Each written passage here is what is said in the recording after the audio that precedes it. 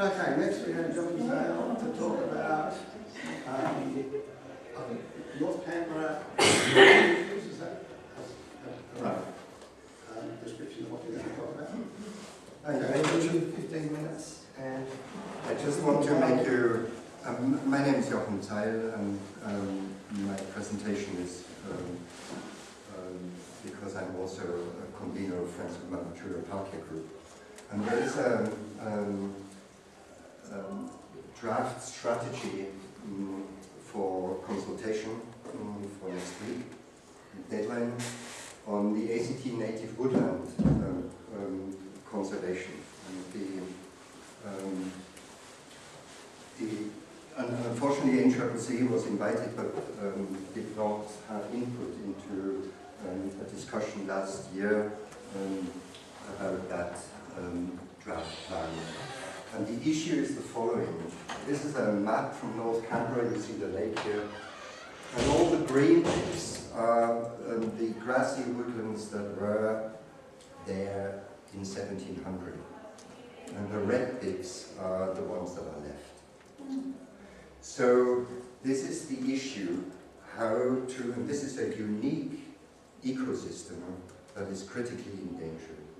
And the main driver for that fragmentation is the relentless pressure for development. And I just want to show you how this looks like in North Watson in 2002, 2019. And if you can try to shuttle back and forth to impress on you what is happening there. And to just make it clear, I labeled all the areas that have been developed in North Watson. And parts of these were also critically endangered grassy woodlands. So what I think is needed is to convince the government to identify and quarantine from future development all remaining areas of these grassy woodlands, including degraded areas, because the conservation volunteers have shown that with a lot of work you can actually improve even heavily degraded areas. And NCCC has been involved in some of these activities that I'll show you in a moment. That would give planning certainty. It would be a win-win for both the community, who spends a huge amount of effort with each development to try to mitigate the effects on the environment, and for the government actually, because it would mean that they don't have to come up with environmental assessments and try to find mitigating actions somewhere else for offsets and so on and so on. But the problem is, it's a whole of government conflict of interest. So there is part of the government who's responsible for what I think are the most unique and valuable assets of Canberra, and that's its nature reserves. And then you have another part of the government who needs to raise revenue. And one of the biggest bits of revenue raising in Canberra is selling of land for development. So, just to, one emphasis with this demand is to identify for us in our areas those areas that could be quarantined. And here are two examples from North Canberra. One is the horse paddocks. You see, this is Watson, this is Hackett, this is North Watson, that's the development I just showed you. This is the Federal Highway. This is the what's now is the fair, used to be the Heritage Village. And there are two huge blocks right inside, like a fist into the nature reserve, which are horse paddocks. They're not managed for conservation. They're a huge source of rabbits. They're a huge source of woody weeds and other weeds, because they are not managed according to being such a hard edge to the nature reserve. these need to come back into the nature reserve. And the second example is, and my friends from Campbell will be very aware of it, and this is not necessarily a grassy woodland, but this is a remembrance park in Campbell, just northeast of the War Memorial. And Brendan Nelson wants to have that land, you want to acquire that land and build the facilities for the construction teams that will be coming next year to work on this big expansion project. That part, and it's actually it's protected yellow box red gum, grassy woodland, is a park that remembers the contributions of Aborigines in the different wars. That should be quarantined. So, just a couple of examples of conservation actions here in North Canberra and how NCCC actually facilitates them. There's a lot of on-ground conservation work, but also outreach, as I show you. One example is Canberra Nature Map. It's an incredible web-based system to monitor biodiversity. And it's now used, that came out of the Friends of Mount Matura and is now used by the government for all manners of monitoring and mapping. And then a lot of lobbying and politics. And so, Friends of Mount Matura work in several sites here, and one of them I want to show you, and that is the site just east of the fair development, because it has an interesting history. So, in 2009, a development application was put to develop that area. That's the former heritage. What's it called? Heritage Village? Australian Heritage Village. Yes, a heavily degraded site.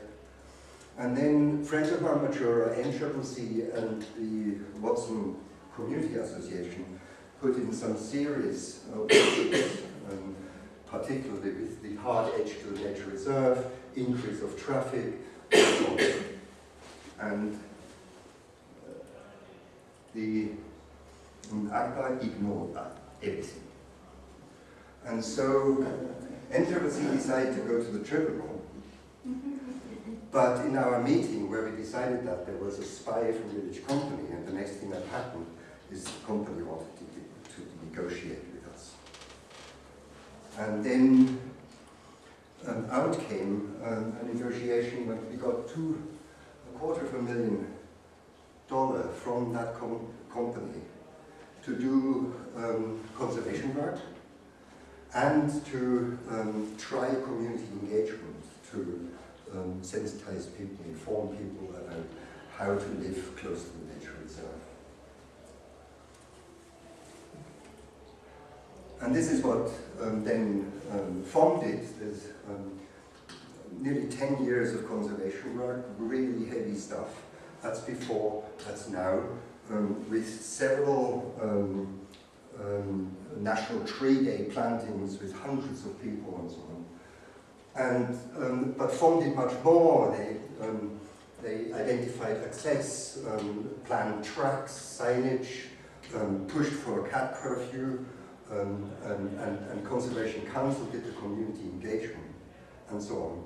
But the big problems were lack of compliance management of all these actions, and then a rapid tenant turnover in that development, so that there was very little tenant engagement. That part of the project failed completely. But what then we did together with Conservation Council, and again NCCC supported that, we produced a whole booklet on Mount Matura and its conservation values, its geology and history and so on.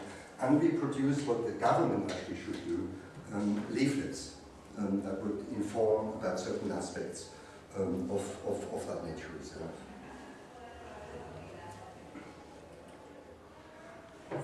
And the other thing that happened in parallel was that, and again supported by NCCC, was that the conservation volunteers mapped all the rabbit warrens in Mount Majura, and there was a meeting, Bruce was there, between Friends of Mount Majura, North Canberra Community Council, and at that time Stanhope, and we just presented this map and said, folks, you've got a problem. And he came up with 150,000 first-time rabbit control in Mount Majura. We should have an asset list of good things NCCC has ever done. I nominate you to hold.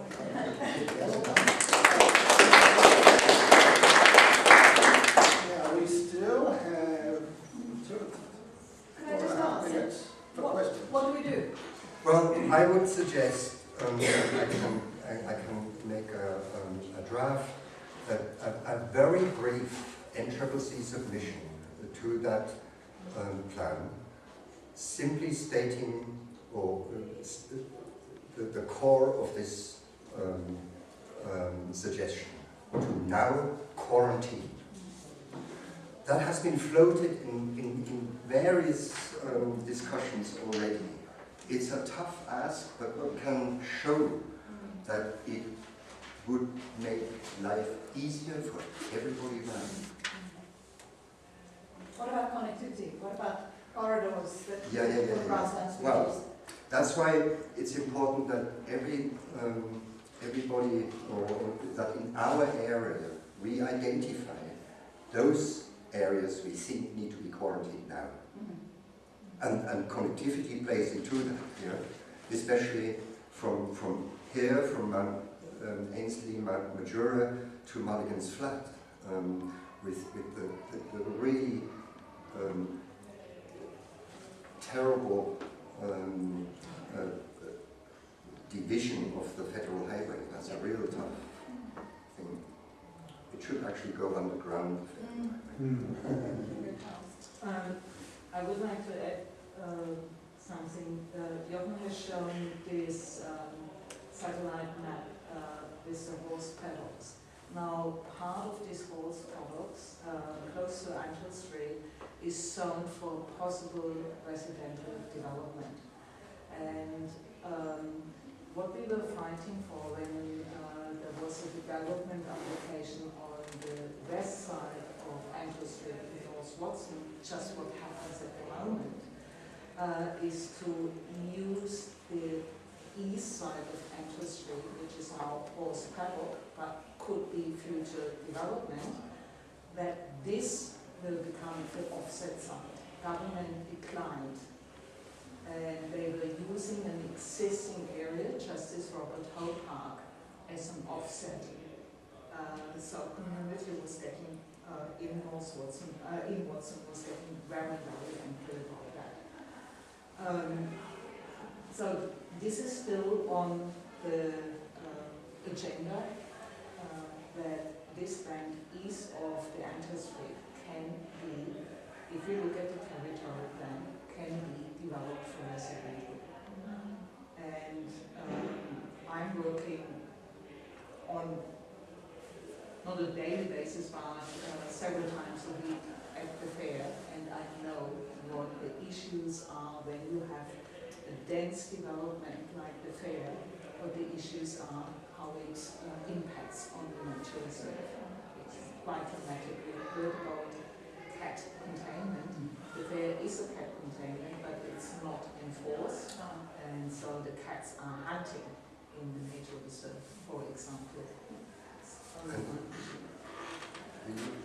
You raised it. Oh. Forgotten. Sure. In one slide said submission due 24th of March. Yes, May. Next week. What do you want people to do? I think you Well, what I will do, I draw up a submission and we'll committee and the committee We'll need at least 2 days notice to be able to approve. It's okay. Otherwise, just be aware. I remember. Yeah. Can we publish that on our webpage? What? The presentation. Sure. Sure. Yeah. Why not have it figure of the evening? Yep. Okay, you'll draft a submission in just under 15 minutes. Well done. Now we have Robert Knight from the Australian Progressive to tell us all about it. Yeah, I won't take 15 minutes.